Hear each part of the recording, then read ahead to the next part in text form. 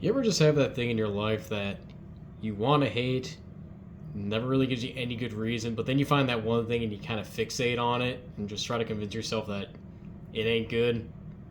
This is basically how that gun works for me. Welcome back. Today we're looking at another handgun, this time a semi-auto.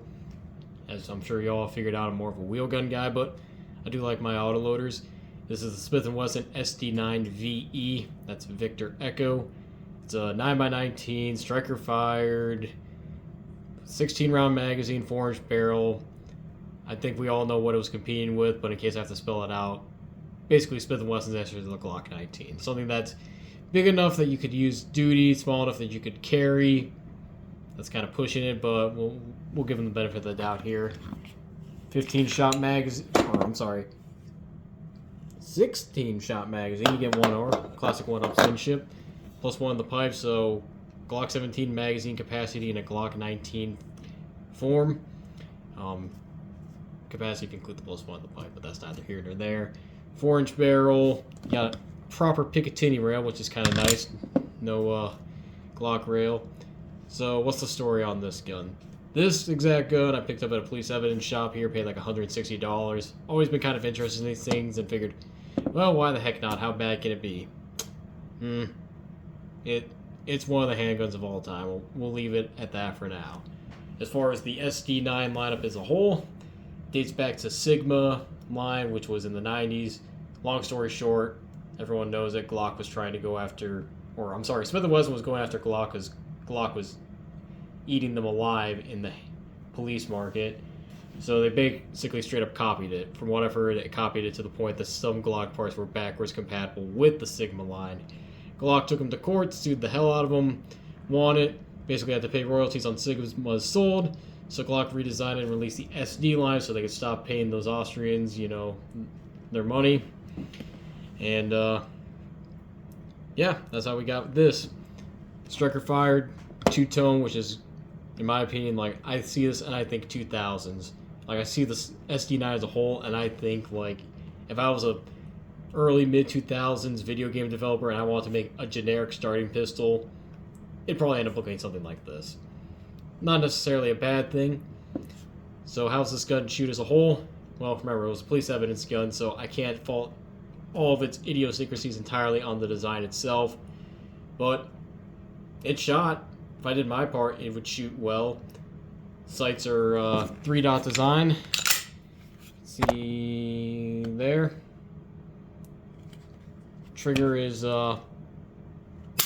very spongy. So you see a lot of M&P DNA in this. If I take my M&P 9 shield, you can definitely see some of the DNA in there. But the M&P line just did everything better. Like, I've heard a lot of people complain about the hinge triggers that Smith & Wesson uses. And, well, it's not ideal, and heck, they're moving away. The M&P 2.0 line, even the SD 2.0 line has gone to a more traditional striker-fired blade safety trigger. But on the M&P line, it was serviceable. On this, it's lowercase s serviceable. Like, it's not the worst trigger I felt. It's not like comp block double action police pistol bad. But as far as strikers go, it's pretty bad. I know there's a company, Apex, I think, that makes a trigger out there for like $65. I'm not sure if my 300 some odd subs would like me to do that or think it'd be beneficial for me to do that and give it more of a fair shake after that. But if you think so, leave a comment, all that stuff. I'm not going to e-beg to y'all. This is not my main source of livelihood. I have been blessed to have a good job, so I just do this for fun and for your guys' entertainment to hear my god-awful Midwestern drawl and hijack Southern words. But back to the gun. 16 shots, mostly reliable. I shot everything from good quality ammunition to my handloads, which I consider fairly good, to questionable $10 special Turkish ammo that worked. There were the occasional stovepipes, one that I can think of that comes to mind right away, but I'm not sure if that was related to the gun itself, the ammunition, or just this specific gun being that I paid $160 for it from police evidence. Other little things, Slide doesn't like to lock back. Not sure if it's this magazine.